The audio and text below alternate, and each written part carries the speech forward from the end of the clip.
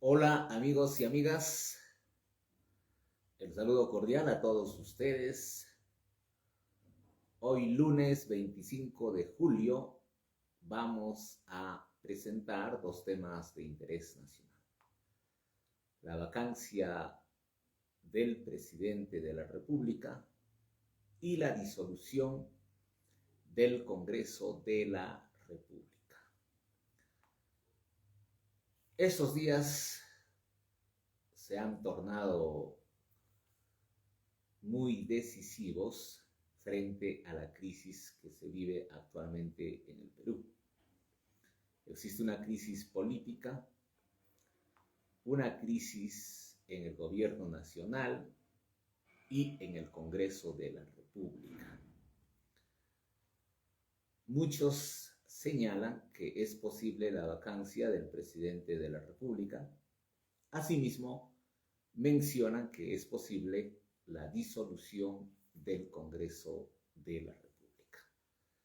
Vamos a hacer un análisis desde un punto de vista constitucional, asimismo mencionando cuáles son las causales.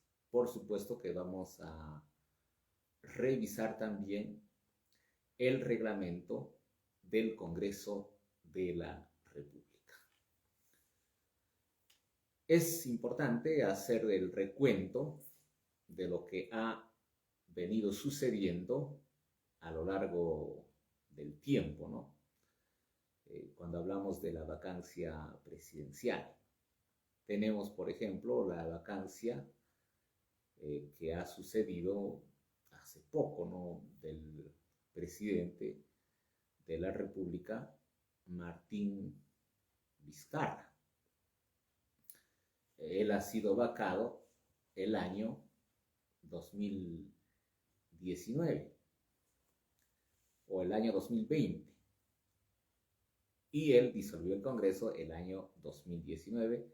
Justamente eso motivó a que existieran nuevas elecciones, se eligieron nuevos congresistas y estos nuevos congresistas son los que vacaron a Martín Vizcarra.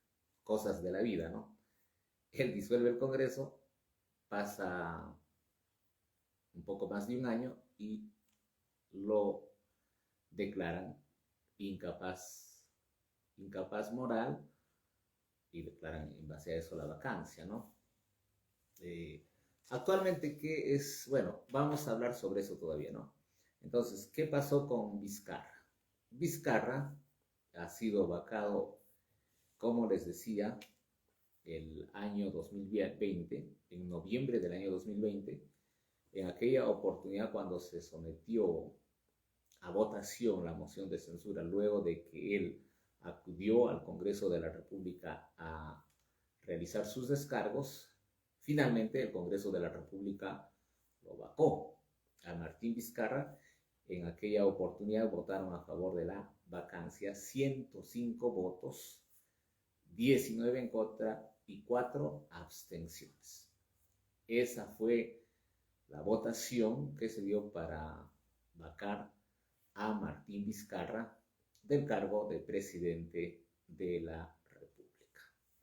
Él acudió al Tribunal Constitucional y el Tribunal Constitucional emitió la sentencia 778-2020 en el expediente 2-2020 del Tribunal Constitucional. Esta sentencia fue emitida el 19 de noviembre del año 2020, mediante la que declararon improcedente la demanda competencial que él presentó, ¿no? O sea, él dijo, no es correcto lo que ha hecho el Congreso, por lo tanto promuevo un proceso competencial, es decir, definir quién realmente tiene la competencia. El Congreso hizo el análisis, dijo que ya se había producido la sustracción de la materia y ahí quedó.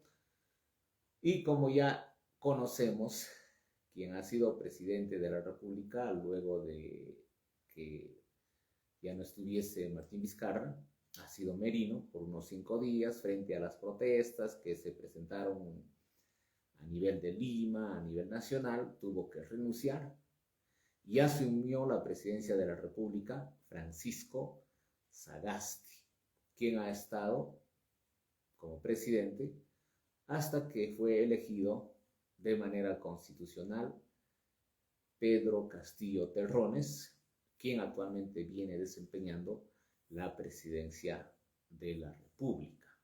Él es el presidente constitucional porque ha sido elegido democráticamente según los resultados que se presentaron a través del Jurado Nacional de Elecciones.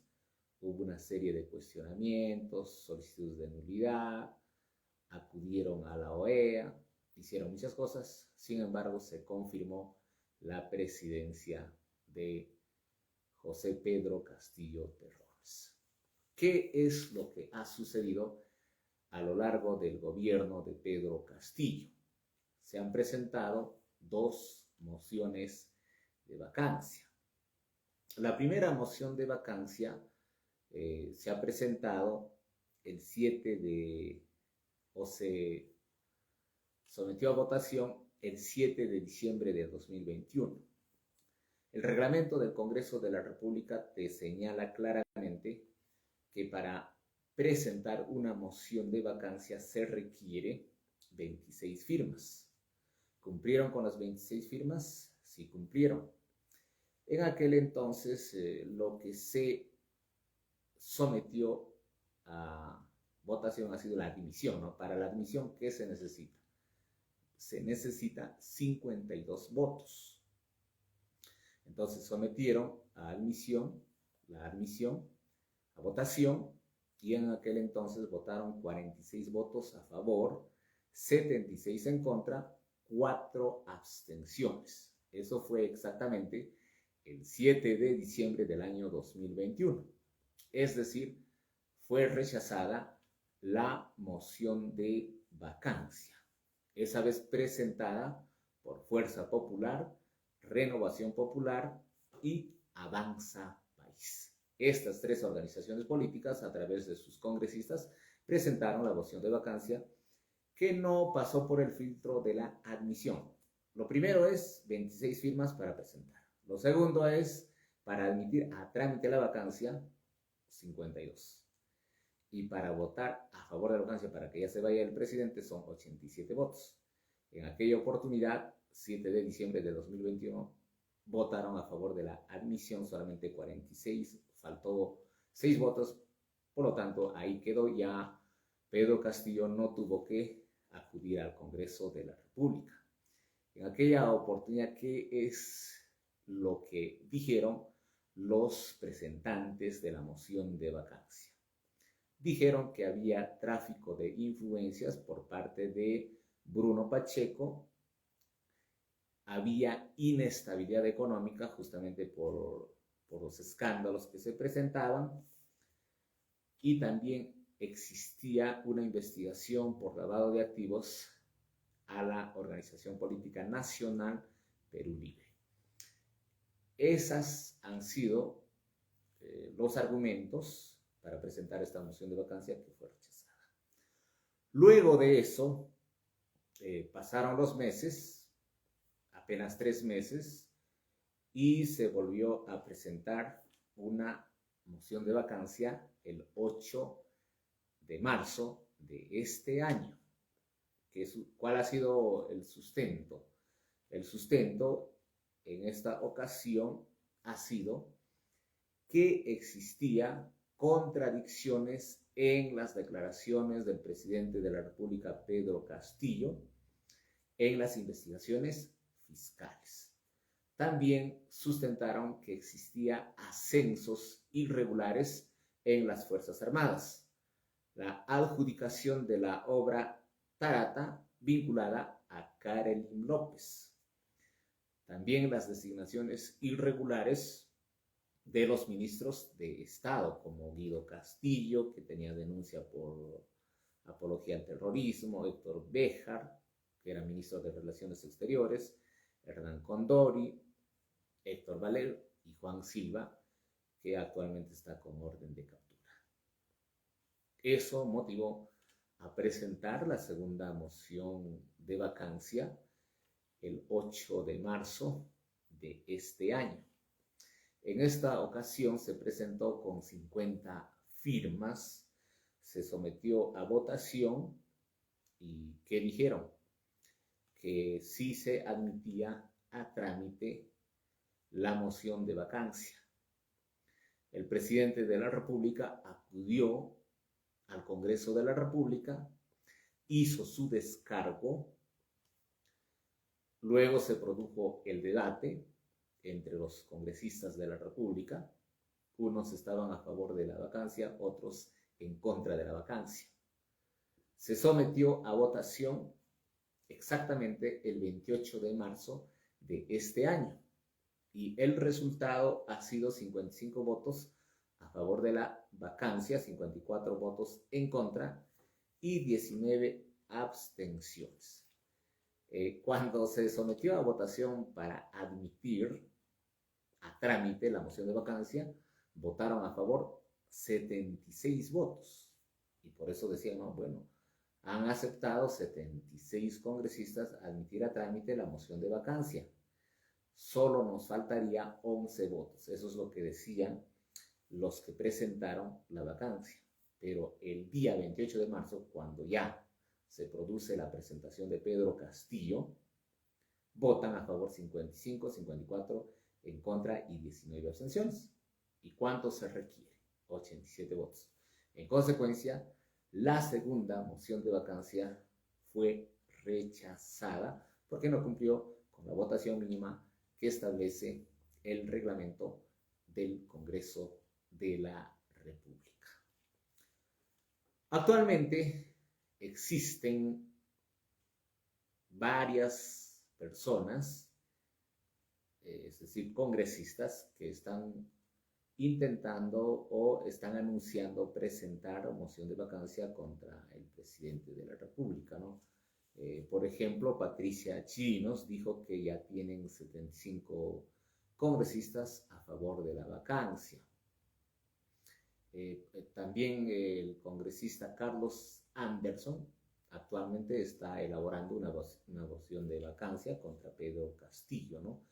Y él lo que dice textualmente es lo siguiente, ¿no? Luego de las denuncias del ex ministro Mariano González contra el gobierno, hay tanta evidencia de que el presidente no solamente está involucrado, sino además está haciendo uso y abuso de su poder para que la justicia no siga su curso. Eso es incapacidad moral, por lo tanto presento esta moción de vacancia que la estamos elaborando, la vamos a sustentar bien a fin de que los congresistas de la República estén convencidos y se logre los 87 votos para lograr su vacancia y retiro de la presidencia de la República. Eso es lo que dice Carlos Anderson, congresista no agrupado porque él ha renunciado a la organización política con la que llegó a ser congresista. Entonces, esa es la situación actual que se está dando en cuanto se refiere a la vacancia. Y es importante dar el sustento legal y constitucional, ¿no? Vamos a dar lectura a lo que dice la Constitución Política del Estado. La Constitución Política del Estado, ¿qué dice en el artículo 113? En el artículo 113 establece que la presidencia de la República vaca por muerte del presidente de la República, permanente incapacidad moral o física declarada por el Congreso, aceptación de su renuncia por el Congreso, salir del territorio sin permiso del Congreso o no regresar a él dentro del plazo fijado, destitución tras haber sido sancionado por alguna de las infracciones mencionadas en el artículo 117 de la Constitución Política del Estado. Y precisamente eso es lo que están buscando muchos congresistas, ¿no? Dijeron, hemos fracasado en la primera moción de vacancia, en la segunda también. ¿Qué es lo que hacemos? Vamos a presentar una acusación constitucional. Dicho sea de paso, esta propuesta de la Comisión de Fiscalización ha sido aprobada por el Pleno con 76 votos y han decidido que la Comisión de Constitución realice la investigación y emita su dictamen. Y lo que están pretendiendo es acusarlo constitucionalmente para buscar la inhabilitación, porque para la inhabilitación se requiere menos votos, porque ellos dicen, no podemos llegar a los 87 congresistas, pero sí podemos llegar a menos congresistas y podemos lograr la inhabilitación del presidente de la República. ¿Y qué es lo que dice al respecto la Constitución Política del Estado en el artículo 117? Lo que dice textualmente es: el presidente de la República solo puede ser acusado durante su periodo por traición a la patria, por impedir las elecciones presidenciales, parlamentarias, regionales o municipales y por disolver el Congreso, salvo en los casos previstos en el artículo 134 de la Constitución, y por impedir su funcionamiento o los del Jurado Nacional de Elecciones y otros organismos del sistema electoral. Estamos claros en eso. El artículo 117 dice bien claro, por traición a la patria. ¿Existe traición a la patria? No existe. Dijeron que el ofrecimiento a una salida al mar a Bolivia era una traición, ¿no? Pues porque él simplemente respondió a la pregunta y dijo, bueno, si el pueblo me lo pide, podríamos hacerlo. No, ahí no existe, ¿no? Ahora,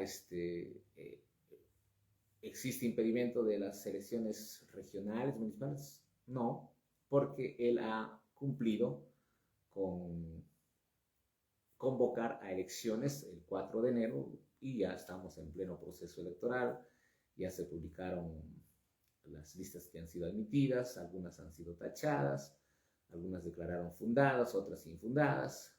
En ambos casos han sido materia de recurso de apelación y ya están en el Jurado Nacional de Elecciones. ¿Ha impedido el funcionamiento de la OMPE? No, del RENIEC tampoco, del Jurado Nacional de Elecciones tampoco.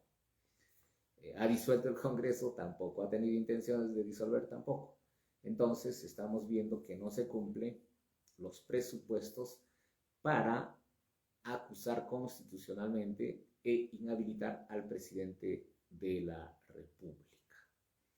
Sin embargo, es importante tener en consideración el antecedente que existe con relación a Martín Vizcarra, porque se le ha vacado con esta Constitución de 1993 que está vigente, que no ha cambiado, ¿no? Entonces, ¿qué pasa? Cuando se declara la vacancia de Martín Vizcarra, ¿cuál ha sido el sustento? El sustento ha sido que hubo sobornos que habría recibido Martín Vizcarra para autorizar obras públicas en Moquegua, donde ha sido gobernador de los años 2011 al 2014 por un monto de $650,000, el famoso Club de la Construcción. Y eso ha motivado a que el Congreso, como les decía, vote un número de 105 congresistas a favor de la vacancia de Martín Vizcarra. Él interpuso el proceso competencial y perdió, pues, ¿no? Entonces, nada está dicho, y si el Congreso votan los 87 podría darse la vacancia, ¿no? Pero como no está funcionando esta situación, los congresistas es lo que están armando la acusación constitucional, que, como les dije, no reúne en lo absoluto los presupuestos previstos en el artículo 117 de la Constitución. Mientras que cuando se trata de vacancia por permanente incapacidad moral podría darse, teniendo en consideración lo que sucedió con Martín Vizcarra. Hay cosas similares, ¿no? Porque en el caso de Martín Vizcarra no se ha aprobado, había un aspirante a colaboración eficaz que dijo que le habían dado $650,000 y eso ha sido suficiente para que el Congreso de la República declare su vacancia. Y como lo dijimos, la vacancia es más una decisión de tipo político. Ya veremos lo que sucede en el futuro. Muy bien, ahora vamos a hablar sobre la disolución del Congreso de la República. Muchos dicen Pedro Castillo debe disolver el Congreso porque es obstruccionista, no deja trabajar. Pero ojo, para disolver el Congreso de la República también hay que tener suficientes elementos que están previstos en la Constitución Política del Estado. Acá no se trata de que el presidente de la República es el poderoso, es el que puede lograr muchas cosas, disuelve el Congreso y ya, no. ¿Qué pasaría si él disuelve el Congreso de la República? En ese caso sí se le aplica el artículo 117 de la Constitución Política del Estado, que dice claramente que se acusa constitucionalmente y se inhabilita al presidente de la República si disuelve el Congreso sin que se cumplan los requisitos que están establecidos en la Constitución Política del Estado, que a continuación la vamos a explicar. El artículo 134 de la Constitución Política del Estado dice lo siguiente: el presidente de la República está facultado a disolver el Congreso si éste ha censurado o negado su confianza a 2 consejos de ministros. El decreto de disolución contiene la convocatoria a elecciones para un nuevo Congreso. Se mantiene en funciones la comisión permanente, la cual no puede ser disuelta. No hay otras formas de revocatoria del mandato parlamentario. Bajo estado de sitio, el Congreso no puede ser disuelto. Fíjense, solamente se disuelve cuando existe denegatoria de 2 consejos de ministros, cuando no se le otorga la confianza. Pedro Castillo ha presentado sus consejos de ministro. Por ejemplo, cuando presentó a Guido Castillo como premier o presidente del Consejo de Ministros y todos sus ministros, el Congreso le otorgó la confianza. No le ha denegado. Luego de eso estuvo Mirta Vázquez.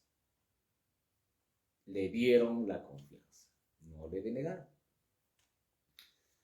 Valer había sido presentado, pero no se presentó al Congreso porque presentó su renuncia ante la presión mediática que existió porque supuestamente había sido denunciado por diferentes delitos. Luego asumió Aníbal Torres la presidencia del Consejo de Ministros. Él acudió al Congreso de la República y el Congreso le otorgó la confianza. Entonces, no existe ningún sustento de orden constitucional para disolver el Congreso. Por lo que Pedro Castillo no puede disolver, ni tampoco ha intentado disolver o quiere disolver, como muchas personas lo dicen. Pero seamos claros, no ha intentado disolver el Congreso de la República. Porque si él hubiese tenido esa intención, lo que hubiese hecho es enviar a Valer y decir, preséntate, nadie te quiere, ya pues nos conviene, al final no te van a dar la confianza, y volvemos a presentar a otro presidente del Consejo de Ministros que es totalmente repudiado, te niega la confianza y yo disuelvo el Congreso. Y eso no ha sucedido. Ahora, cuando hablamos del Congreso que fue disuelto por Martín Vizcarra, ¿cuándo sucedió este hecho? Ha sucedido exactamente el 30 de septiembre del año 2019. En aquel entonces, ¿cómo fue? Cuando él había presentado cuestión de confianza con relación a proyectos de ley. Específicamente, el proyecto de ley ha sido el 4847, que proyectaba modificar el artículo 8 de la Ley Orgánica del Tribunal Constitucional. Y él presentó la confianza. Nos decía, bueno, señores congresistas, si ustedes no aprueban el proyecto de ley que estamos presentando para modificar el artículo 8 de la Ley Orgánica del Tribunal Constitucional, que tiene como propósito la selección de magistrados idóneos para el Tribunal Constitucional, yo voy a hacer cuestión de confianza. Pero el Congreso de la República en aquel entonces dijo, no, acá no procede. Nosotros seguimos adelante con el debate para la selección de los magistrados o tribunos del Tribunal Constitucional. Y siguieron. Incluso eligieron a un miembro del Tribunal Constitucional que era pariente de Pedro Olaechea, presidente del Congreso de la República en aquel momento. Eso motivó a que Martín Vizcarra disuelva el Congreso de la República.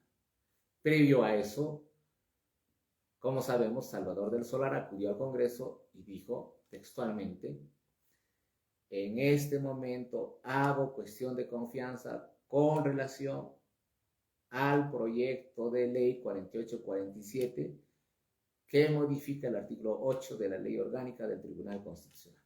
Los congresistas no le dieron importancia y las consecuencias, ya la conocemos, ha sido la disolución del Congreso el 30 de septiembre del año 2019. Actualmente se puede presentar cuestión de confianza con proyectos de ley. Ya no. ¿Por qué? Porque el Congreso de la República ha aprobado la ley 31.355 el 21 de octubre del año 2021.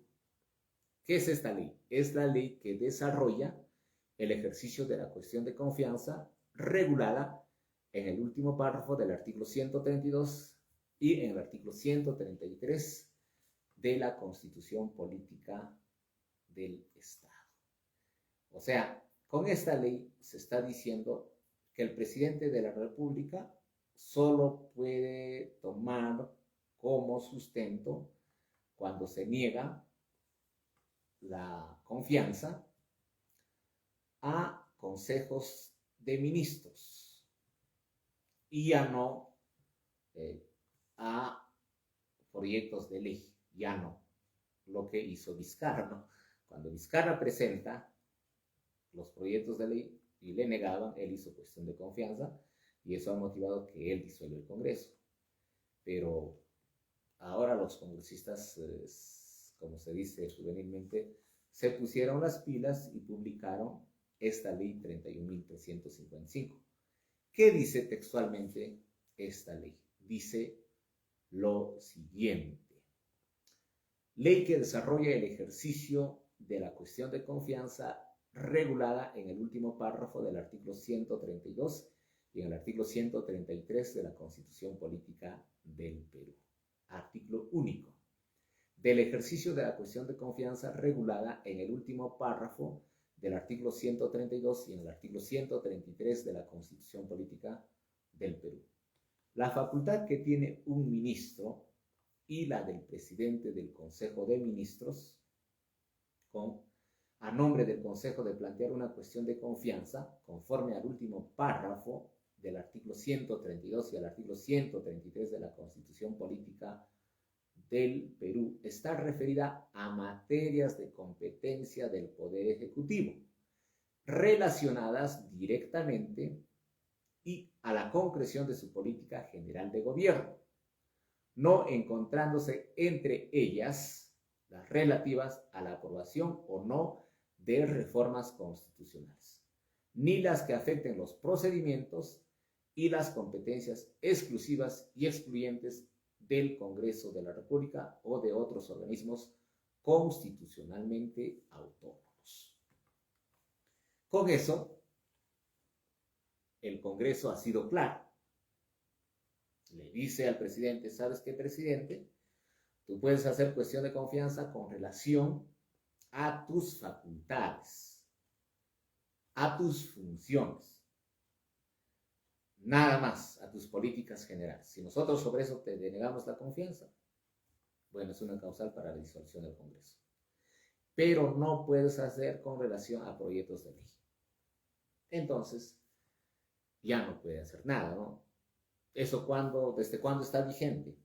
Está vigente desde el día viernes 22 de octubre, teniendo en consideración que esta ley ha sido publicada el día jueves 21 de octubre del año 2021. Por ejemplo, ¿qué hubiese sucedido si Pedro Castillo hacía cuestión de confianza del proyecto de ley que creaba la Asamblea Constituyente? Hubiese sido motivo para tal vez disolver el Congreso, pero eso debió hacerlo ni bien ingresó al Congreso, ¿no? O a la presidencia de la República. ¿Cuándo ingresa él? El 28 de julio, ¿no? Pero, mira, tenía julio, agosto, septiembre, octubre, y en octubre, después de casi 3 meses, recién se publica esta ley. Mientras que existe esta ley, ya no podrá él pedir cuestión de confianza con relación a un proyecto de ley solamente cuando se trata de políticas generales que proponga el Ejecutivo. Muy bien, estimados amigos, ha sido muy grato estar con todos ustedes explicando estos dos temas de coyuntura nacional: la vacancia del presidente de la República y la disolución del Congreso de la República. Estimados amigos, pueden escribirme con toda confianza al WhatsApp 964-933047 para que puedan pedirme o sugerir algún tema de interés de ustedes, ¿no? Todo lo que se refiere a gestión municipal, a gestión pública y al derecho constitucional. Muy bien, estimados amigos, nos vemos el próximo lunes, 1 de agosto, en la que vamos a presentar el consultorio jurídico virtual a partir de las 8:30 de la noche. Desde ya pueden estar elaborando sus preguntas de todo tipo, de derecho civil, penal, laboral, administrativo, tributación municipal, derecho civil, familiar, etc. Ustedes pueden enviar las preguntas desde ahora al WhatsApp 964-933047. Tal vez tengan dudas sobre diferentes temas de derecho. Nosotros vamos a leer las preguntas el día lunes 1 de agosto a partir de las 8:30 de la noche y vamos a responder todas las preguntas con la participación de varios especialistas. Muy bien, amigos, nos vemos el lunes 1 de agosto. Un abrazo a todos ustedes, que tengan una excelente semana.